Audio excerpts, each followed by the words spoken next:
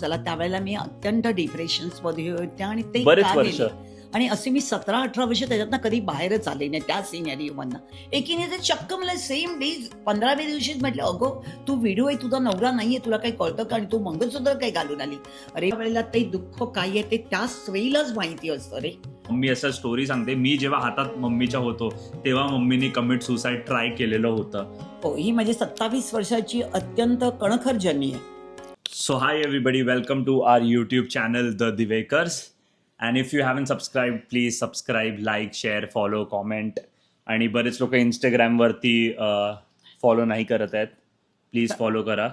त्याचा scenario but आजची video म्हणजे असं थोडा शॉकर टाईप असणार आहे, रियालिटी चेक असणार आहे की एक सिंगल बाई, एक सिंगल लेडी, सिंगल वुमन कशी सोसायटीच्या प्रेशरमधनं, कशी लोकांच्या या डर्टी पॉलिटिक्समध्ये जगू शकते, राहू शकते आणि तरी पण तिचा रस्ता चालण्याचा स्ट्रेट असतो, ती कधी भटकत नाही, त्याच्यावरती आहे. कारण as a single parent, single जेव्हा बाई असते तेव्हा असे बरेच लोक असतात, विघ्न संतोषी मम्मीच्या शब्दात बोलायला गेले की त्यांना असे बायकांची चेष्टा आणि असे बायकांना त्रास द्यायला आवडतं, तर तुला त्याबद्दल काय बोलायचे आहेत, अशा टाईपचे लोक. कारण आज मम्मी जेव्हा स्वतः बघते 27 इयर्स पहिलं जेव्हा मम्मी स्वतःला बघते तेव्हा तिला कळतं की अरे बापरे, मी तर केवढं मोठ्या संकटातून गेले.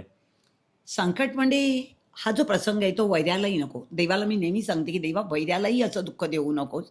आणि दुःखाचं क्षण असतं ते जाणं खूप कठीण असतं. वेळ जाते संपते पण ते निभावणं खूप कठीण असतं. राजा तुझा जेव्हा डॅडी गेला, ज्या वेळेला डॅडी सडन लॉस झाला त्यावेळेला मी अत्यंत डिप्रेशन्समध्ये होते आणि ते बरेच का वर्ष. गेले आणि असे मी 17-18 वर्ष त्याच्यातनं कधी बाहेरच आले नाही त्या सिनेरिओमधनं. आणि एवढं प्रचंड दुःख होतं आणि त्या दुःखामध्ये मला अचानक ऑफिसलाही जावं लागलं, कारण त्यावेळेला तो 3 महिन्याचा होता. लगेच जावं हां, लागलं. आणि ताबडतोब मी 15व्या दिवशी ऑफिसला जॉईन झाले. माझे वडील आले, पप्पा आले म्हणजे माझे, आणि त्यांनी सांगितलं, "विजू आता बास कर, हे रडत राहिलीस तर दुःख आयुष्यभर संपणारं नाहीये. पण तुला निघावं लागेल कारण तुझा परिवार, उदरनिर्वाह, तुझी 4 किड्स आहेत आणि आई-बाबा आहेत. त्यांना सांभाळणं तुझ्यासाठी खूप कठीण आहे. तेव्हा पैशाची ॲक्टिंग करू शकत नाही." आणि 15व्या दिवशी मी राजा ऑफिसला जॉईन झाले पुणे. आणि त्यात पण लोक अशी समाजामध्ये बोलणारे असतील की बाईला बिलकुल पण लाज वाटत नाही, अरे! लगेच घराच्या बाहेर निघाली, अरे 15 बोलू दिवस झाले की नकोस, निघाली. कारण त्याची आठवणही नको मला. कारण तो प्रसंग आठवला की प्रचंड त्रास होतो. मी त्यावेळेला 15व्या दिवशी ऑफिसमध्ये गेले, तर मी अशा परिधानमध्ये गेले, मंगळसूत्र, एवढी मोठी टिकली, हातात बांगड्या वगैरे. आणि तुला सांगू की माझ्या पप्पांनी मला ऑफिसमध्ये सोडलं. मनस्थिती अत्यंत वाईट होती आणि इतक्या टेन्शन्समध्ये होती की मला रडून माझे अश्रू, म्हणजे मी रस्त्यात पण कुठेही कोलॅप्स व्हायची. मग ते बीपी डाऊन व्हायचा. आणि मी ऑफिसमध्ये गेली, पण चर्चेचा विषय एकच होता. अरे मॅडम आली आहे, मॅडम आली आहे. नेहमी गरीब लोकं असतात ना, ते कधीही कमेंट्स करत नाही. पण जे सुशिक्षित असतात ना, तोच ते चेष्टेचा थोडे विषय असतो. अशिक्षित सारखे वागतात. अशिक्षितपणे सुशिक्षितपेक्षा अशिक्षित श्रेष्ठ असतात. आणि त्या लोकांनी मग माझ्यावर कमेंट्स केली. "अरे काय?" तर माझं मंगळसूत्र बघितलं, माझी टिकली बघितली. सगळे म्हणाले, "अरे मॅडम, तुम्ही टिकली म्हणजे बायका? अरे बापरे! बघ ना, अरे विजू मंगळसूत्र घालून आली आहे. अरे टिकली घालून लावून आली आहे." एकीने तर चक्क मला सेम डे 15व्या दिवशीच म्हटलं, "अगं तू व्हिडिओ आहे, तुझा नवरा नाहीये, तुला काही कळतं का आणि तू मंगळसूत्र काही घालून आली." अरे बाळा, दुःख ज्या स्त्रीवर येतं ना, त्या स्त्रीला माहिती असतं. म्हणजे मी एवढंच सांगेन, की ज्या स्त्रीवर जेव्हा आपणावर हे दुःख येतं, त्यावेळेला ते दुःख काय आहे ते त्या स्त्रीलाच माहिती असतं रे. आणि मम्मी आणि ऑफिसमध्ये तर मम्मी म्हणजे एकदम हॉट टॉपिक होती, कारण जेवढे सरळ माणसं असतात ना त्यांच्या पाठीत जास्त लोक असतात, हे मला पण माहिती आहे. तर मम्मीचा चालण्याचा रस्ता खूप सरळ होता. तर ऑफिसमध्ये असे बरेच लोक असायचे जे मम्मीला त्रास द्यायला ट्राय करायचे. टार्गेट्स असायचं. म्हणजे कसं असतं, सज्जनाला नेहमी त्रास आहे, दुर्जनाला केव्हाही त्रास नाही. मी राईट टाईम, कधी-कधी तुमच्यामुळे व्याप एवढे होते, तुमचं सगळं बनवा, करा आणि नंतर ऑफिसला कधी 2 मिनिटं, 3 मिनिटं लेट व्हायचा. पण ते मी येण्यासाठी पण काही अशा माझ्या सख्या होत्या, की ती माझी वाट बघत असायच्या. 1 मिनिट लेट झाला, क्रॉस मार. 2 मिनिट्स लेट झाला, मार क्रॉस. अरे जाऊ दे. पण त्यांना कळत नाही, की त्या बाई एकटी आहे, तिच्यापाठी एवढी मुलं आहेत. कळलं ना? पण आपण का त्रासदार, ह्या जगात कोणी कोणासाठी बघत नाही. सगळ्यांना आनंद असतो की तुम्हाला किती त्रास देता येईल ना, तो त्रास बघण्याची, आणि ती बाई किती सफर होते ना, या बघण्यामध्येही लोकांना अत्यंत आनंद असतो. आनंद असतो. आणि माणसांबद्दल काय बोलायचं, वर्क कल्चरवरती माणसं असतात. हो, पुरुष पण असतात ना, माणसंही असतात, की सज्जन बाई दिसली किंवा एकटी बाई दिसली, की तिला त्रास कसं देणं, तिची चेष्टा कसं करणं, तिला पर्पजली जिथे जास्त पेशंट असतील, जिथे त्रास जास्त वर्कलोड काम जास्त देणं. असेल, वर्कलोड जास्त असेल, तिथे पाठवणं. अशी लोकं होती. विघ्न संतोषी लोकं बरीच होती. पण मी कोणाच्या तोंडाला लागलाच नाही खरं आणि कोणाला उत्तरच दिलं नाही, की वेळ पुण्य निभावून जाणं खूप कठीण होती रे.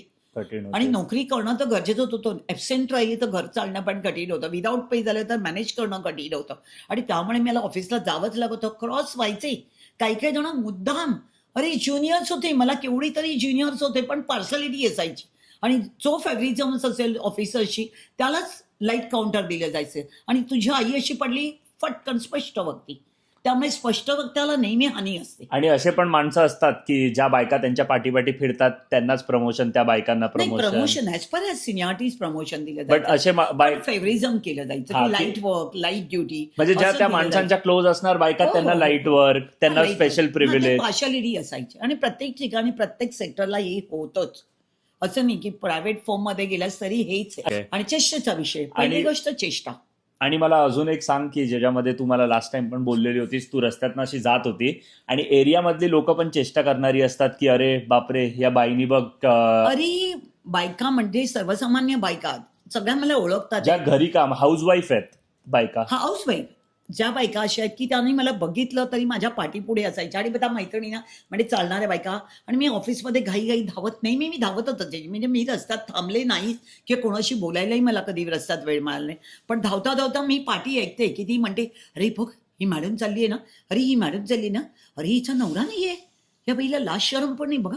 केवढं मंगळसूत्र घातलंय, केवढी मोठी टिकली झाली." दुसरी बाई समंजस असायची. ती म्हणाली, "जाऊ दे गं, सोडून दे. आपल्याला काय करायचं?" पण अशाही बायका होत्या. मग त्या टायमाला तुला वाटायचं की आत्ता जाऊन हिला सुनावते. नाही, मला असं वाटायचं की ह्यांना शाब्दिक असं चोपावं.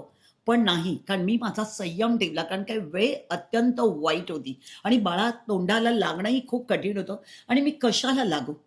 आणि कधी-कधी असं वाटतं एज्युकेटेडपेक्षा जी अनाडी लोकं असतात, जी सर्वसामान्य लोकं असतात, ती खूप चांगली आणि जी असतात. गरीब असतात त्यांना जास्त माणुसकी हां, असते. गरीब असतात त्यांना अत्यंत माणुसकी. तू गरीबाच्या घरी जा, ते तुला 1 ग्लास पाणी देणार, तुला खायला देणार. श्रीमंताकडे गेला तर तुला पाणीही मिळणार नाही. फक्त त्यांचं ऐश्वर्य बघा आणि निघा. श्रीमंत तुला दाखवेल घर की अरे हे मी हो, बनवलं हो, ते हो, हो, बनवलं हो. आणि त्यामुळे मी जायला. गरिबांशीच चाकरी केली. गरिबांनाच सगळं जवळ केलं आणि त्या मला सपोर्ट राहिल्या. आणि तुला जिथे आपण राहत होतो त्या एरियाबद्दल काय बोलायचं आहे अरे की तुला त्या बरेच लोकांनी, चांगले पण लोक भेटले ज्यांनी मम्मीला खूप हां, सपोर्ट केली. चाळीमध्ये गरीब लोकं होती रे, सर्वसामान्य लोकं होती. त्याच्यामध्ये एक सुमन म्हणून होती बाजूला. सुमन म्हणजे तळवटकर म्हणून. ती तुझ्या डॅडीची चाहती होती. अशी बरीच जणं पप्या आहे, अर्या आहे, जयावहिनी आहे, वंद्या आहे, अशी बरीच लोकं होती. पण त्या सुमननी मला एवढी मदत केली, की 1.5 वर्ष ती मला सकाळी 5:45ला उठवायची आणि ती मला 6:15ला निघायचं. 6:30ची माझी ट्रेन असायची. त्या ट्रेनला ती मला ट्रेनमध्ये बसवून द्यायची आणि जेव्हा मी ट्रेनमध्ये चढणार त्याच्यानंतर ती अपोझिट साइडला ती बोरिवलीला असायची. BMC वॉर्ड ऑफिसमध्ये. तर तिची ड्युटी सकाळी 8ची असायची. पण तिने मला 1.5 ते 2 वर्ष मदत केली राजा. आणि ती माझा त्यावेळेला अत्यंत दुःखाच्या प्रसंगाला ज्यावेळेला प्रसंग कठीण आला आणि तुझा डॅड गेला त्यावेळेला तिने मला 1.5 वर नाही 2 वर्ष अत्यंत मदत केली. आणि त्याच्यानंतरही घरी येऊन ती मला पीठ मळून देणं, भाज्या आणून देणं, माझ्याबरोबर भाज्या चिरणं. कारण मला 3 शिफ्ट कराव्या लागत होत्या. फर्स्ट, सेकंड, नाईट म्हणजे पण शेजारी लोकांनी, चाळीतल्या लोकांनी खूप चाळीत मदत हां. आणि केली. सर्वस्वामध्ये लोकं ती माझ्यासाठी परमेश्वर आहेत आणि मी त्यांच्यामध्येच देव पाहिला रे. बाजूला रेश्मा काकी आहे, रेश्मा आहे, तिने मदत केली. दिन्या आहे, त्याने मदत केली. म्हणजे कधीतरी मी म्हणते नाही देव आहे आणि तो कोणाच्या तरी रूपात आपल्याला येऊन मदत करतो.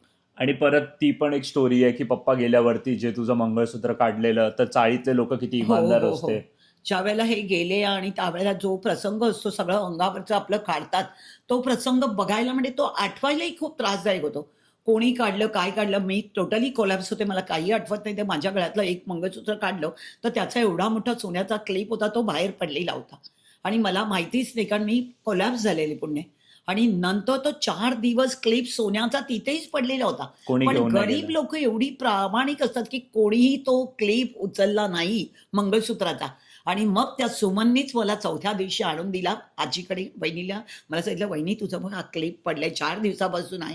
म्हणजे गरीब लोकं एवढी प्रामाणिक असतात, की सोन्याचा क्लिपही त्या चाळीतल्या लोकांनी कोणी उचलला नाही, जाण्याची पाऊल वाट होती. आणि चाळीतल्या लोकांनी कधीच बोललं नाही की विजूनी मंगळसूत्र काय नाही, नाही, काढलं नाही, नाही. ती वगैरे. लोकं अत्यंत चांगली होती रे. मी त्यांच्यामध्येच सांगते ना, की ते माझे सगळे सोयरे, सखे, नातेवाईक सगळे शेजारची लोकं आहेत. आजही मी गेले तर ते माझ्या पाठी एवढे धावतात, एवढे मला म्हणजे जवळ करतात, की खरंच कारण ते माझ्यासाठी त्यावेळेला माऊली होते सगळे. आणि परत बरेच वेळा असं जगणं पण नाही असं वाटत होतं की कशाला जगायचं. हो, कारण कसं होतं, की भागवणं खूप आणि तुम्ही लहान होता रे. तू तर 3 महिन्याचा होता. शर्वरी तर 4 इयर्सची होती. डॉलमाई होती ती 7 वर्षाची होती. सुप्रिया होती 14 वर्षाची. कठीण होतं रे. कठीण होतं म्हणजे खूप दुःख आठवलं, की खूप त्रास होतो. पण त्या टायमामध्ये आजी आजोबांनी पण तुला खूप मदत केली. नाही, आई-बाबा देवासारखे होते. आई-बाबांनी मला म्हणजे आणि तू आई खूप होती थोडं कडक, पण तरी पण तिने मला साथ दिली. म्हणून मी इथपर्यंत आले आणि तुम्हाला तिने संपूर्ण इनफॅक्ट सांभाळण्याचं काम केलं. इनफॅक्ट मला तू बोलताना अशी बोललेली पण होतीस की तू सुसाईड अटेम्प्ट ट्राय केलेले होते तेव्हा आजी आजोबांनीच तुला त्याच्यामधनं बाहेर काढलं. हो, हो. तो 6 महिन्याचा होता. मला एकदम खूप त्रास होत होता आणि लोकं चेष्टे करत होती, लोकं काही बोलत होती. त्यामुळे कसं होतं रोज ऐकून ते कारण असं वाटतं, की कुठल्याही स्त्रीने कोणाच्या दुःखावर कधीही असे शिंतोडे उडवायचे नाही. दुःख ज्या स्त्रीला येतं ना, त्या दुःखाची जाण त्या बाईलाच असते. कळलं ना? आणि त्यावेळेला मला इतकं असह्य झालं, की मग मी असं सुसाईड करण्याचा प्रयत्न केला. सुसाईड करण्याचं हे कोणालाही माहीत नाही. अजूनपर्यंत दीदीला काही माझ्या कोणालाच माहीत नाही. तू तेव्हा 6 मंथचा होता आणि बराच वेळ झाला मी खाली काय येत नाहीये. वर मी होते पहिल्या म्हणजे वरच्या माळ्यावरती आणि आजी-आजोबा म्हणाले, "हिला झालं काही याचं? हिचा आवाज का येत नाही? काय गप्प का बसली काय करते?" म्हणून आई, बाबा वर आले आणि बाबांनी बघितल्यानंतर बाबा जोरात आईला म्हणाले, "अगं ये, ही बघ काय चाललंय हिचं." तेव्हा आई-बाबा म्हणाले, "विजया विजू तुझ्या मी पाया पडतो. तू असं कदापि करू नको. तू ह्याला जन्म दिलायस आणि तू जर असं जीवघेणा प्रकार करत असेल, तू स्वतः जर जीव देत असेल, तर आम्ही कोणाकडे बघायचं आणि ह्या बाळांना कोणी सांभाळायचं? विजू, की आम्ही तुझ्यासाठी आहे, आज आमचा एवढा दट्टा-कट्टा मुलगा गेलाय. हां, तर आम्हाला ते दुःख आहे. तुझा धनी आहे, पण आमचा मुलगा पण आहे ना गं. आम्ही पण त्याला 9 महिने वाढवले. तेव्हा तू असं करू नकोस बघ, की तुला आई म्हणून जगावंच लागेल. आम्ही तुझ्या पाठी सतत वटवृक्षाची छाया म्हणून उभं राहू. आणि दोघांनी मला सांगितलं, आई आणि बाबा रडले मला पकडूनच आणि तुला घेऊन रडले. म्हणाले, "नको विजू, प्लीज, प्लीज आमच्यासाठी तुला जगणं गरजेचं आहे आणि ह्या मुलांना मोठं नाही घडवलंस, तर लोकं तुला हसतील आणि लोकं म्हणतील, काय ती आई होती." आपल्या स्वार्थासाठी आपल्या मुलांना ती टाकून अशी जीव सोडून निघून गेली. आणि त्या टायमाला कुठे ना कुठे मम्मीला असं वाटलं की सुसाईड न करावं बिकॉज मी तिच्या हातामध्ये होतो त्या टायमाला. नाही ते बाबांमुळे ते क्षण थांबला गेला म्हणजे आई-बाबांमुळे मी मी आणि जेव्हा मम्मीच्या हातात होतो मला माहिती पण नाही, मम्मी असं स्टोरी सांगते, मी जेव्हा हातात मम्मीच्या होतो तेव्हा मम्मीनी कमिट सुसाईड ट्राय केलेलं होतं आणि ते क्षण कसं ना कसं ते टाळलं गेलं. आणि आज तो तुला काही वाटतं की नाही मारणारापेक्षा तारणारा नेहमी सर्वश्रेष्ठ असतो. विधात्याने काय लिहून ठेवलं असेल हे कोणालाही माहीत नसतं. कधी सुसाईड जे करणार होती ते बरं झालं ते टाळलं गेलं, कारण आज दिवेकर काकू खूप मोठी इन्फ्लुएन्झर, बरेच लोक तिचे चाहते आहेत, बरेच हजारो लोक मेसेज करतात, मिलियन्स ऑफ व्ह्यूज जात आहेत. आत्ता कुठे मम्मीनी मराठी एंटरटेनमेंट इंडस्ट्रीमध्ये तिचं नाव करते आहे, पण ते नाव करण्यापाठी किती मोठी जर्नी आहे. हां, एक कणखर आहे माझी जी जर्नी आहे ती अत्यंत कणखर आहे. आज मी एवढी स्ट्राँग तुम्हाला वाटते, ते प्रत्येक क्षणामधनं मला पुढे जावं लागलं. प्रत्येक क्षण जेव्हा आपल्यावर कठीण प्रसंग येतो, कठीण समय येता कोण कामाचा येतो, त्यावेळेला परमेश्वर येतो आणि त्या कठीण प्रसंगामुळे मी आज इथपर्यंत कणखर झाले. आणि परत लोकांना तू तेच सांगशील की स्ट्रॉंग राहा, बिकॉज स्ट्रॉंग राहिलं तर खूपच कणकर असतात दिवस, बट एक टाइम कधीतरी येतो की देवाला पण आपली दया येते आणि देव आपल्याला सर्व सुख देत जातो. एक टाइम ते नंतर देवाला कळतं की अरे या माणसाला खूपच दुःख आहेत, तर आता याचा सुखाचा टाइम आलाय. हो, आपण देवाशीच बोलतो ना रे. ते पण एक आहे. बट आत्ता दिवेकर काकूंची जर्नी पूर्ण चेंज झालाय. कुठे ना कुठे मला असं पर्सनली वाटतं की व्हिडिओच्या माध्यमातून मम्मीला कुठे पुनर्जन्म भेटला आता. एकदा तर ऑलरेडी मम्मीनी ती लाईफ गेली तिची, ज्याच्यामध्ये ती खूप गरीब होती, गरिबीचे दिवस काढले, सगळे केले, आणि आत्ता ही देवानी मम्मीला एक दुसरी लाईफ दिली आहे. मला असं वाटतं ज्याच्यानी मम्मी आत्ता सोशल मीडियावरती तुम्हाला ही स्ट्रॉंग दिवेकर काकू जी अशी म्हणजे लोकांना बोलते आणि लोकांना, मुलांना हलकट कुत्र्या वगैरे बोलते, बट ही स्ट्रॉंग दिवेकर काकूच्या पाठी एक एकदम बोलतात ना, एकदम हॉरिफिक जर्नी आहे. हो, ही माझी 27 वर्षाची अत्यंत कणखर जर्नी आहे. कणखर म्हणजे कठीण. आजच्या व्हिडिओसाठी एवढंच होतं. तर काय बोलायचं आहे? हो, नेहमी म्हणाल तुम्ही काकू हसते, काकू हसते, काकू हसते. पण काकूच्या हसण्याच्या पाठी दुःख किती आहे हे तुम्हाला माहीत नव्हतं. त्यामुळे मी तुम्हाला शॉर्ट पिरियडमध्ये मी तुम्हाला दाखवली आहे माझी जर्नी कशी होती. सो परत आपण भेटू नेक्स्ट व्हिडिओमध्ये. Please like, share, comment, subscribe करायला विसरू नका. आम्ही लगेच भेटू. चला bye guys, Bye. See you next video. Bye.